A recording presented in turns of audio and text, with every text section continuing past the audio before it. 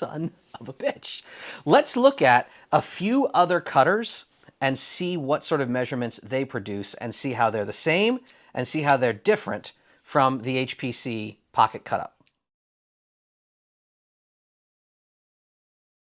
Hey everyone, we're back again with our FEO-K1 tubular lock and our baloney failure K1, we'll call it, tubular awful key. Again, if you didn't catch the last video about tubular bitting standards and how there are different measurement gauges and how a lot of people get a lot of things wrong with key production, I'll link that somewhere. Alec tries to do this, right? If I summon a card here, did it work? Did it work? I don't know if it does that shit. But yeah, I'll link it down below. But we're talking about tubular locks and specifically making tubular keys. So obviously, if this FEO-K1 is a failure, we want to make one that works. So I've got myself a blank key right here. How would we go about the process of cutting this into the correct bitting? Why is this key marked? We got 137 CLC for Chicago Lock Company. 137 is the sort of a number you'll see a lot in tubular land. Going 137 on this motherfucking lock. All right, too uncool for that. Why 137? Well, it's actually 1137. 1137 in a lot of catalogs, that is the standard size tubular key. Just as there are measurement standards for cut depths, there are sizing standards for tubular keys. They're not all universal. But 1137, that is the classic, literally 0.377 inch as an OD on the outer diameter here. Like that is the standard regular size, if there is one, of tubular key shaft. You can get a 1137B for brass keys. This is a 1137S, technically. It's a steel key. But there are other sizes. I'll even throw a chart on the screen. So there's the 1136. It's the tiny guy. Usually we've always seen these in steel. That is the small size. It's just slightly undersized. There is even a large size, which they don't call the next number up. You'd think they would call it 1138. And I've even seen it colloquially referred to in some places as 1138. But officially, I think, at least according to the ILCO catalog, L1137 is the large size, slightly oversized. You can ignore those two margins a lot if you're just doing pen test stuff. If you do run across tubular keys, especially in key switches, it's probably going to be the standard 1137 size key. Now we got to put cuts on this. We do know the cuts to the FEO-K1, what they should be. They should be 614-3521, and that's in the GEM standard, so looking at the key, that would go around clockwise. But how do we put these cuts on? Well, you can use a big machine. There are adapter jaws for a number of really cool machines to get in there and cut tubulars, or there's a dedicated machine. Electronic key cutting, there's the HPC Scotsman. It's a very nice, we have one at Red Team Alliance. I might throw a photo in here if I can grab it at the lab. But in the field, there are better tools. In fact, there are handheld, pocket-sized tools just for making tubular keys. There's the hurdy-gurdy. A1 used to make the hurdy-gurdy.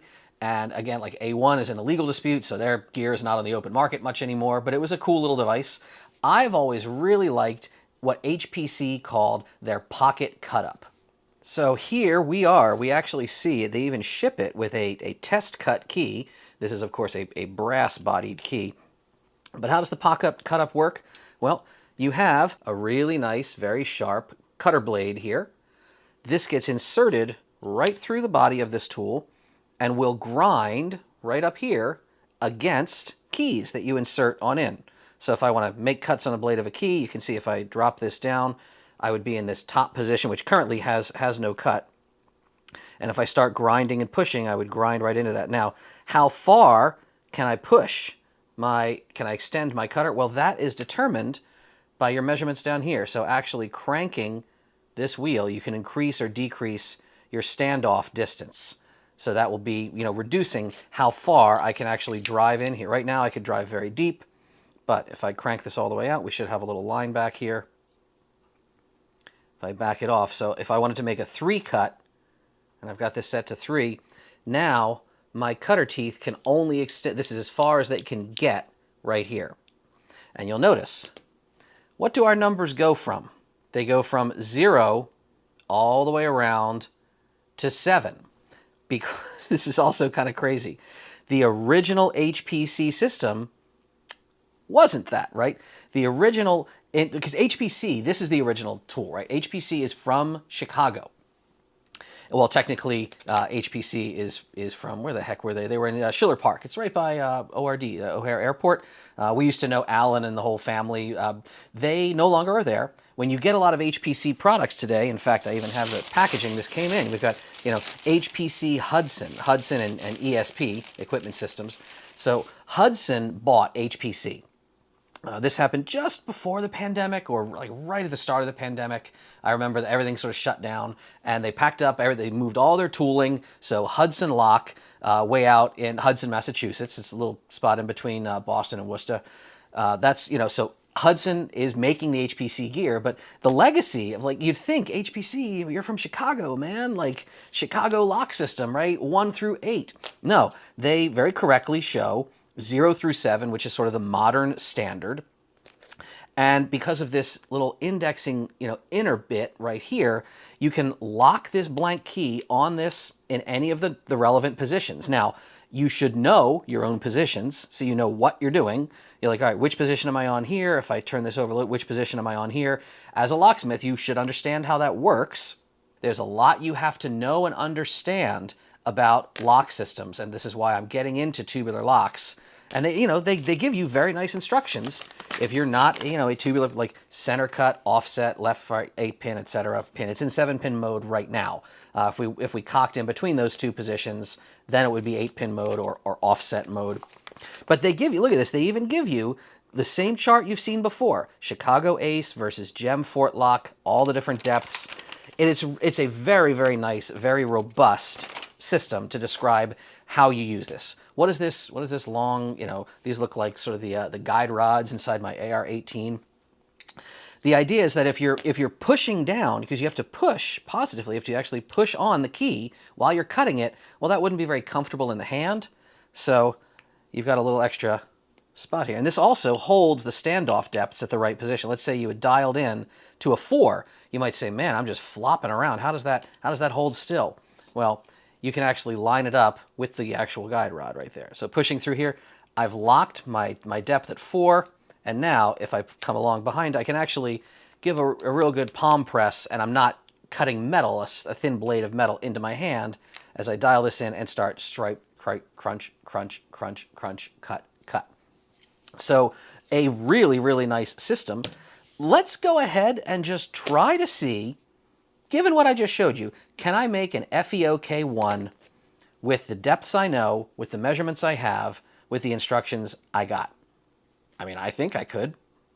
Maybe I'm wrong. The first cut should be a 6, right? I should be able to dial this to 6, which is a pretty deep cut. That's going to make a pretty deep cut. And I want to obviously hold that 6 in position. So if I've locked myself here, now on the key, where is the first cut? Well, you're looking at it, you're going around the key. It would be this first position. If I swing around this way a little bit, this would be dead center. That's nothing. I want to be on the first position going clockwise around. It should be about here. That seems right to me. Do I have this guy backwards? I do. I always put that damn thing on backwards. There we go. So right now, if I just push on this cutter blade, it'll pop the key actually off of its landing zone. See that? I can literally push up and knock this key up. That's fine. I want to be locked at my correct depth and turning and drive the key into it.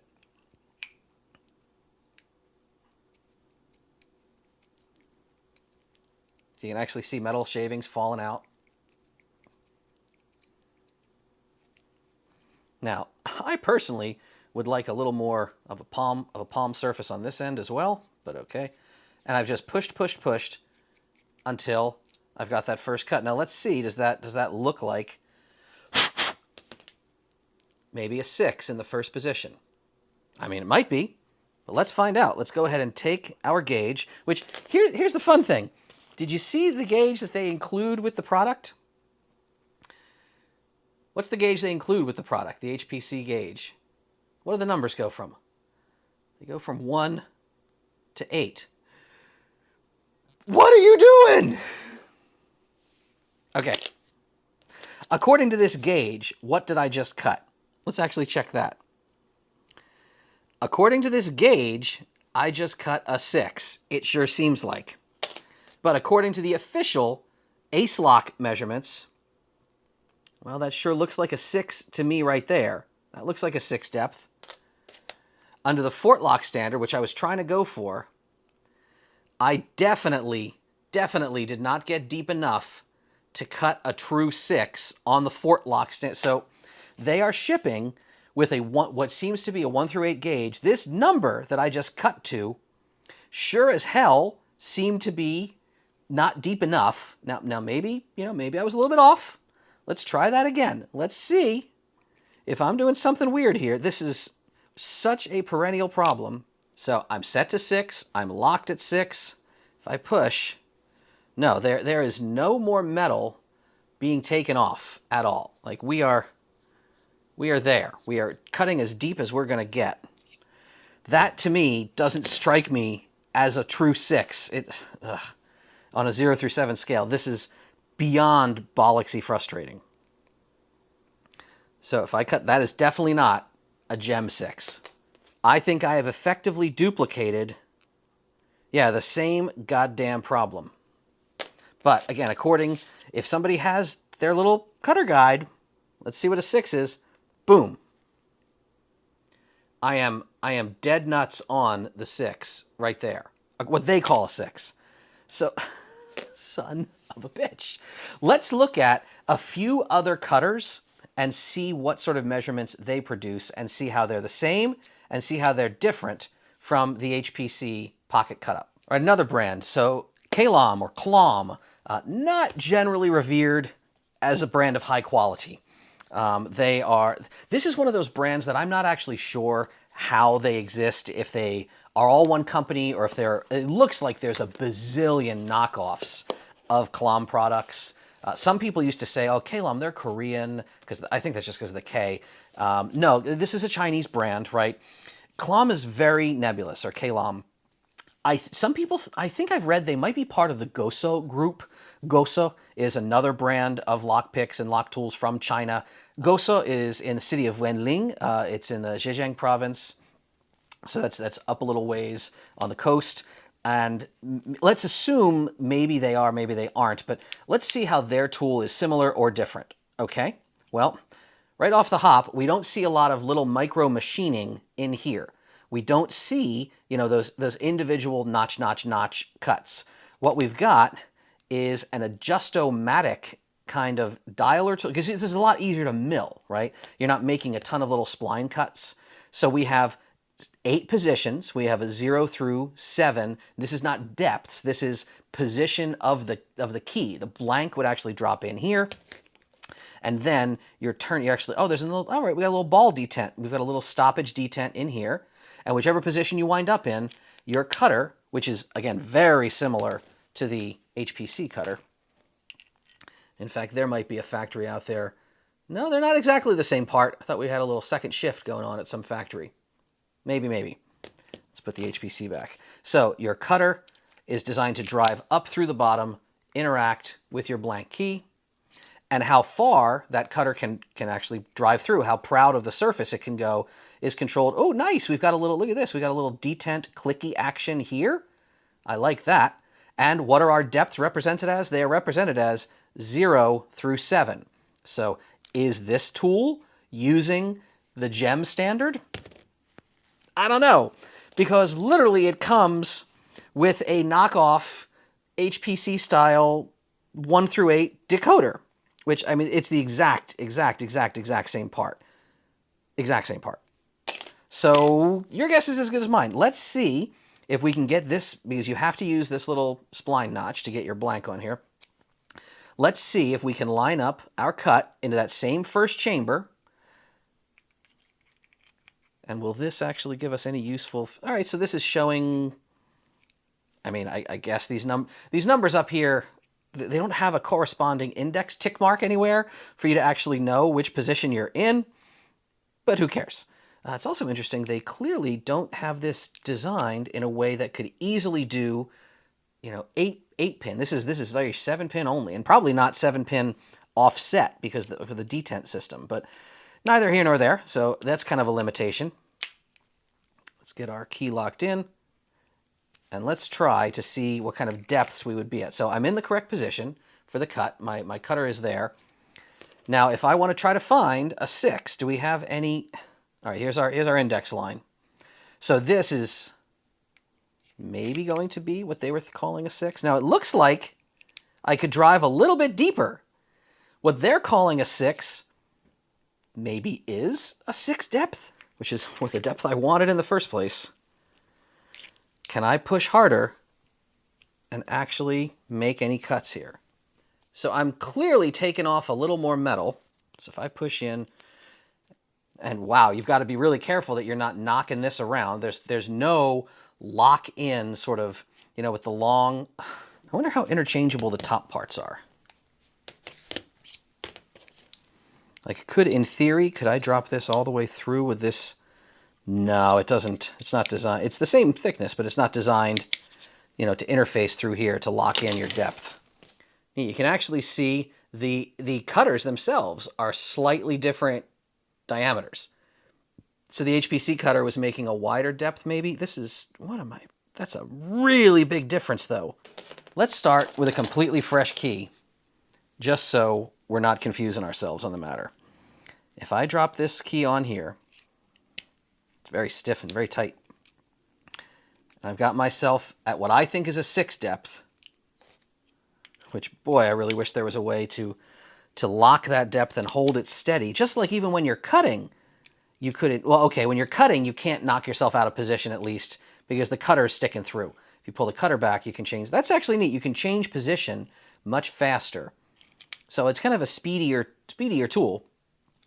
But if we can... Everyone keep an eye on me. Make sure I stay at a 6.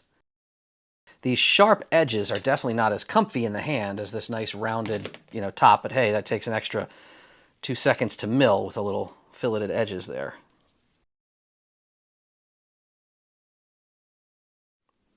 God, that's a deep cut. What the hell is this? Is that cut to 6? No, that's... What the frig is that? That's cut to a 7. All right, let's look at a third pocket cutter and see if that's better, worse, or indifferent. All right, we've got Wenxing, another Chinese product. Some of you may have seen the name Wenxing, shows up occasionally. They make mostly key cutter machines. They don't make a lot of lock tools like Goso or KLOM or Clom, but they do make cutters. We have, at RTA, we have some Wenxing key machines. Again, nebulous company, not a lot of Western market penetration. If you're curious, they're in the Guangdong province. They're down near Shenzhen. But same design, right? We've got I wonder how many of these parts are interchangeable. I'll tell you one part that's interchangeable. They all use this same... Did they just steal somebody else's and put their sticker over it? Ugh. Okay. Same exact Christmas tree. And what do they have? They've got numbers 1 through 8. Everybody doing the 1 through 8. This feels really cheaply stamped. We've got some screws. I'm not sure why. And what is this? This feels like it's made of cast lead. It's so heavy. And is this to... I guess this is a hex... Okay, this is like a hex key tool. What it's for, I don't know. We have almost the same exact cutter here. Are these the same exact parts coming out of the factory? No, look at that. The tips are different. So they're all making their own cutters. I mean, somebody might be making the same piece here. I don't know. Are the rest of the pieces the same? So the Clom had this sort of top design. This is... God, the Wenxing is just really... Just kind of... It looks more robust, but uglier somehow. And then the top... All right, the top piece... Very close, but are they exactly compatible? No, they're not. Interesting. The holes don't quite line up. So I was actually thinking maybe there's factories that are just, you know, running the same part over and over and rebranding it. That doesn't seem to be what's happening here. This time, again, only 7 possible cut positions. So this is sort of 7-pin only, unless you do some really crazy fiddly bitting. But look at these, like, markings. This literally is just goo. Like, if you've ever seen old prototype rifles where they would take the white crayon and just rub it in, that looks like what this crap is. It's ugh, god damn, it's terrible. Just awful. But now I'm so curious now about depths. Is anybody cutting to the right depths at all in any of these situations? So here's our positions. They name the positions? It's funny, they even give you a 0 position, which doesn't seem to line up, maybe, but who the hell gives a damn? Is this detented? Yes. We've got a detent click, so that's nice. So just different design than the HPC Pocket Cut-Up. But where the rubber meets the load here is, what depths are you going to get? I don't know. So this looks like it uses the same exact system, does it?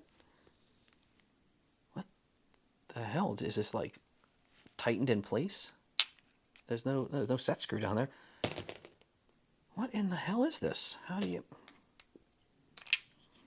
Ugh. Oh my god. Oh, now these have detents. I like that. And what is... Oh god, it's actually just that shmoo is gummed up. That's why I couldn't get it open.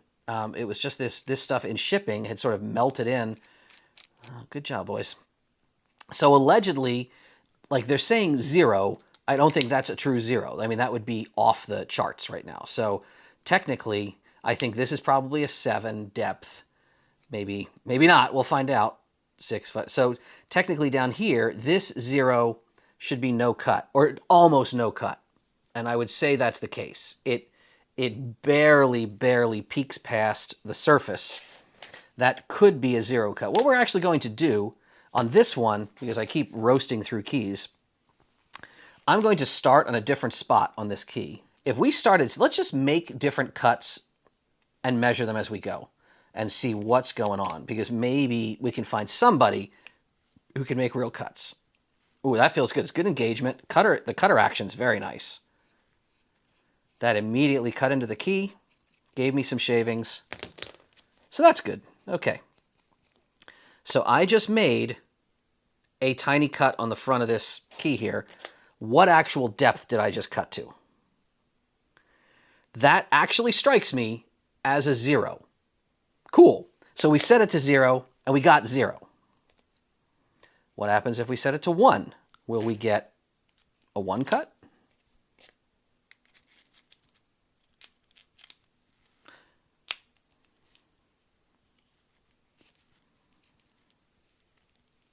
That seems a little deeper than I expected. Oh, you know why it seems deeper? Because this little detent just knocked off. Damn.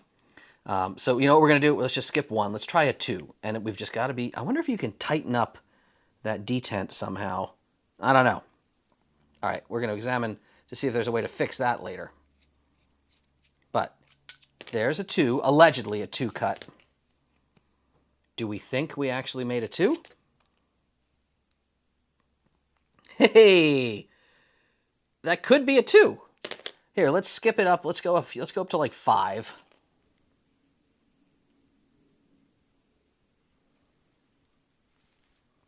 All right, did we actually make a 5? Yeah. Yeah. Now, I'm curious. The measuring tool they ship with this, I literally have it dialed to 5. That thinks this is a 6. If we put it on 5, no, it does not make it all the way. So again, they're shipping with a gauge that doesn't match their own numbers, but this is the universe we live in. Now, of course, if any of this was confusing to you, you could consult the instructions that come with the Wenxing tools. So yes, very helpful. Apparently, this is for tubular keys, and the rest is, you know, squiggles. Let's take a fresh key, see if I can avoid knocking myself off basis, which, again, is not something that can happen with the Hudson Lock, the HPC lock style, because they drill these extra holes all the way through so that your back piece that you're palming on is locking in your depth. So you can't spit. It's a really nice feature of the HPC Pocket Cut-Up. But if I can manage to not be a total idiot, maybe I can make an FEOK1, or what I hope is an FEOK1, test it, and we'll see where we are. Oh, they bound us in the shackle, and we had an action plan. They bound us on the foe zone, and we bound them back again. They fired a long-range cannon, and we threw a hand grenade. Surrender is the warrior, the Belfast Brigade. Glory, glory to old Ireland. Glory, glory to the Sire land. Glory to the memory of the man who found a grave. The surrender is the warrior, the Belfast Brigade. So allegedly, this should be 6143521. Let's see what it is according to the real standards. And man, you can actually see we really kind of chewed into that key a little bit. Boy, this is a very wide cutter blade. But I mean, it doesn't matter. You don't need the backing of those pieces of metal there. It'd just be nice to have. So 6, right on. 1. This should be a 4. Yep. Then 3, 5, 2, 1, right? So 3, 5, 2, 1. All right, so according to my guide, this is correct. What does the include? We're not going to measure all these slots. What does it say we've cut? Weird. This says 6 now. But this is... You would think that this is actually a 7 according to an HPC scale. But it's very clearly not. This is... So, what the hell is this? So, there's no way to measure a 0, I guess? I don't know. I don't know what's going on here. The proof is in the pudding. Does it actually operate the FEOK1 lock? It does. Now, it's curious. I did like the cutter action of the KLOM tool. But look at this. The cutting action of the original official HPC Hudson one, that might be the fattest one of all. Yeah, good heavens, the diameter difference on those. Well, there you have it. Out of all of them, the Wenxing might be functionally the best balance of price, because we haven't talked about price. The Hudson Lock one, that with its very slick design, very nice cutting action, it's gorgeous, right? This is over $400. Because Hudson knows that. Hudson knows, like, HPC's gone. I don't even know if they still have the tooling. So they got all the tooling, but some things that used to be HPC products, Hudson's just not making. The clean grip, the impressioning grip, that's why we've been making our own impressioning grips and working with Rubber Band and other people, because Hudson's like, yeah, we got the tooling, it's in a box, we're not making them. There's not enough, so I don't know if there's enough demand for this anymore with tubular locks. You should check and see, maybe that's why the price is astronomically through the roof. The cheapest one is the KLOM, and with good reason, because it's kind of janky. The Wenxing, you know, it's working. Maybe I can re-gauge the KLOM and I can get that working too, but the detent action, the adjustability here, this is a decent tool. The only thing that's completely stupid about it is their measurement gauge, which, I don't know, maybe we can fix that.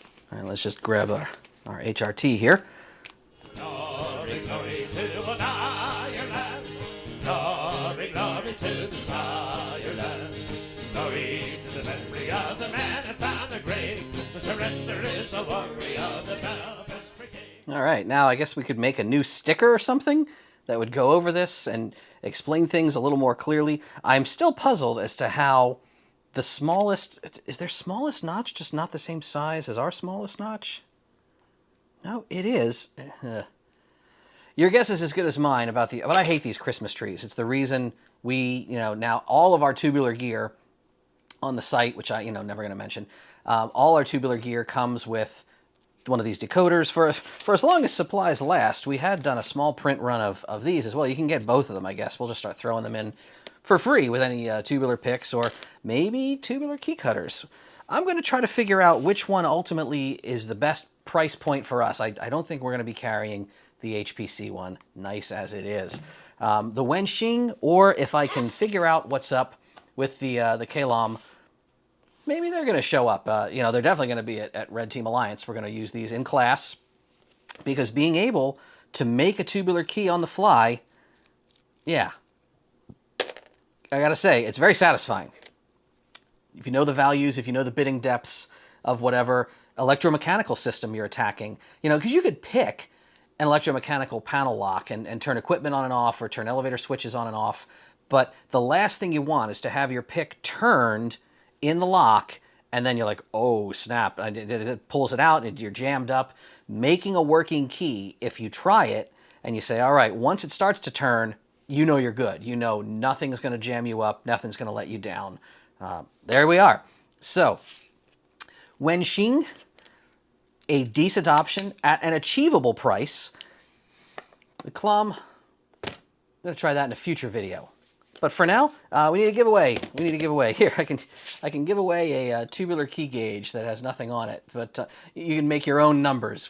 You know what, though? Here's what I'm going to do. I'm going to take my metal stamp tool and knock numbers in 0 through 7. You'll have the only one that exists in the Christmas tree factor as 0 through 7. And just for fun, I'll throw in these extra, decoders here. That's our giveaway this week. You know how it works. Sign up once, you're good forever. And look for, again, more tubular content coming. This was fun. And I'm learning as much as I'm teaching you all at the same time. But, whew. All right, so update. I got this working just fine.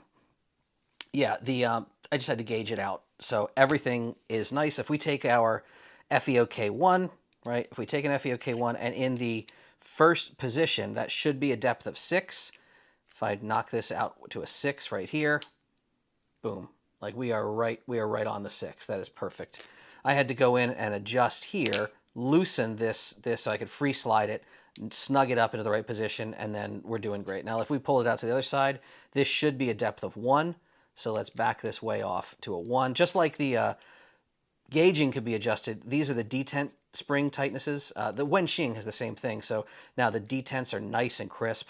But if this is on a 1, there we are. That is perfectly on the 1. Yeah, if we spin it around to the rear side, this should be a cut of what? Of 3?